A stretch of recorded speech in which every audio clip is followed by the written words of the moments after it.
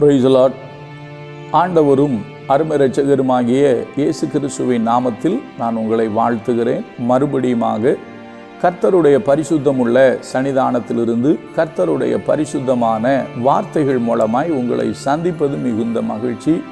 ஆண்டவருடைய பெரிதான கிருபையினால இந்த வாரம் நாம் தொடர்ந்து தியானித்து கொண்டு வருகிற காரியம் மோதல்கள் என்கிற தலைப்பிலே நாம் சத்திய வசனங்களை ஆராய்ந்து அறிந்து கொண்டு வருகிறோம். அருமையான கர்த்தருடைய பிள்ளைகளே, நம்முடைய வாழ்க்கையில் நம்முடைய குடும்பத்தில் ஏற்படுகிற மோதல்களை பார்த்தோம். அதே போல நமக்கு எதிராக கொடூரமானவர்கள் மோதுவார்கள் என்பதை நம்ம பார்த்தோம். ஆனால் எப்படிப்பட்ட மோதல்கள் வந்தாலும் நம்முடைய ஆண்டவர் ஏழைக்கு பலனும் நெருக்கப்படுகிற எளியவனுக்கு திடனும் பெரு வெள்ளத்துக்கு தப்பும் அடைக்கலமோ வெயிலுக்கு ஒதுங்கும் நிழலாக நம்ம கர்த்தர் இருக்கிறாரு. நம்முடைய ஆண்டவர் அந்த மோதல்களை மாற்றுவார் என்பதை நம்ம பார்த்தோம். இன்றைக்கு நமக்கு நன்கு தெரிந்த இன்னொரு வேத வசனத்தை நான் வாசிக்கிறேன். அதில் இருக்கிற காரியங்களை நாம் கற்றுக்கொள்ள கர்த்தர் நமக்கு உதவி செய்வாராக. நான் வாசிக்கிறேன் பாருங்கள்.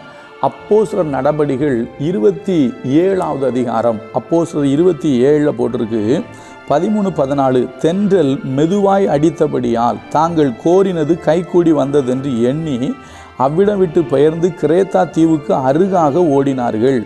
கொஞ்ச நேரத்துக்குள்ள, அந்த வார்த்தையை பாருங்க, கொஞ்ச நேரத்துக்குள்ள யூரோகிளிதோன் என்னும் கடுங்காற்று அதில் மோதிற்று.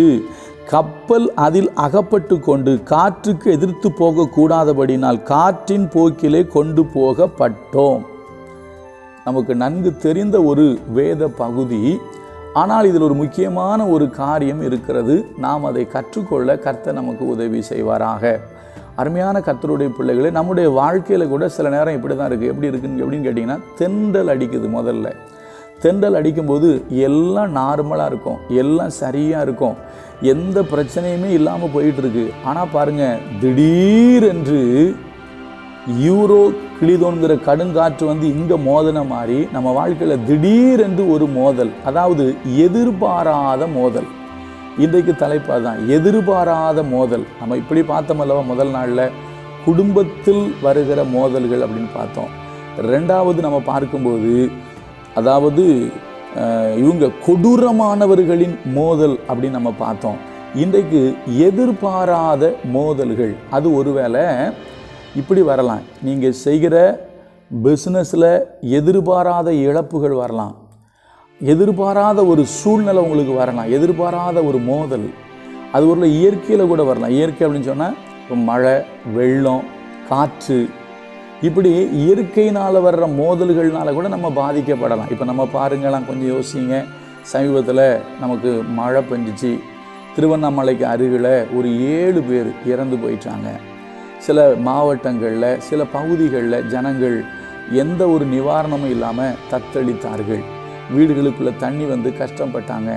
காற்று அடித்து சில இடங்களில் சில மரங்கள் சாய்ந்தது, சில காரியங்கள் நடந்தது.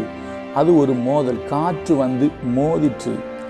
எப்படி இந்த யூரோகிளிதோன் காற்று வந்து கப்பலில் மோதி கப்பல் தாம் போக வேண்டும் என்று நினைத்த அந்த லக்கில் போக முடியாமல் காற்றின் போக்கில் அது கொண்டு போகப்பட்டது. அப்போ நல்லா கவனிங்க, இது ஒரு எதிர்பாராத ஒரு மோதல். உங்கள் வாழ்க்கையில் எதிர்பாராமல் ஏதோ ஒன்று நடக்கலாம், ஏதோ ஒன்று உங்ககிட்ட வந்து மோதலாம். நான் இன்னொன்று கூட சொல்கிறேன்னா உங்களுக்கு புரிகிற மாதிரி, நம்ம விமானத்தில் பார்த்தீங்கன்னா நம்ம படிச்சிருக்கிறோம், சில நேரத்தில் நியூஸ் கூட கேட்டிருப்போம். விமானம் நல்ல உயரத்தில் பறக்கும். அப்படி பறக்கும்போது அந்த விமானம் பறக்கக்கூடிய அளவுக்கு உயரத்தில் பறக்கிற பெரிய பறவைகள் உண்டு. அந்த பறவைகள் வந்து மோதிச்சுன்னா விமானத்துக்கு பாதிப்பு வருது. சில நேரத்தில் இன்ஜினில் மோதிரும், உடனே தரையிறங்க வேண்டிய சூழ்நிலை வரும். அது ஒரு எதிர்பாராத மோதல். இன்றைக்கு கர்த்தர் உங்களோடும் என்னோடும் சொல்கிற செய்தி என்னென்னா, நீங்கள் எதிர்பாராத ஏதோ ஒரு மோதலை நீங்கள் சந்திச்சிருக்கலாம். அது ஒருவேளை இயற்கை பேரழிவாக இருக்கலாம், இல்லை உங்களுக்கு ஒரு திடீர் நஷ்டம் ஏற்பட்டிருக்கலாம், திடீர் ஒரு பிரச்சனை ஏற்பட்டிருக்கலாம், திடீரென்று ஒரு உடல்நல குறைவு ஏற்பட்டிருக்கலாம், திடீரென்று நீங்கள் எதிர்பார்க்காமல் திடீரென்று ஏதோ ஒரு காரியத்தை நீங்கள் சந்திக்கலாம்.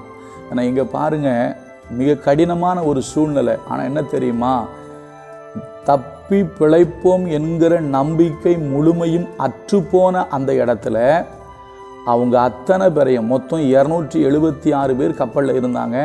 அவங்க அத்தனை பேரையும் கர்த்தர் தப்பி கரை சேரும்படி செய்தார்.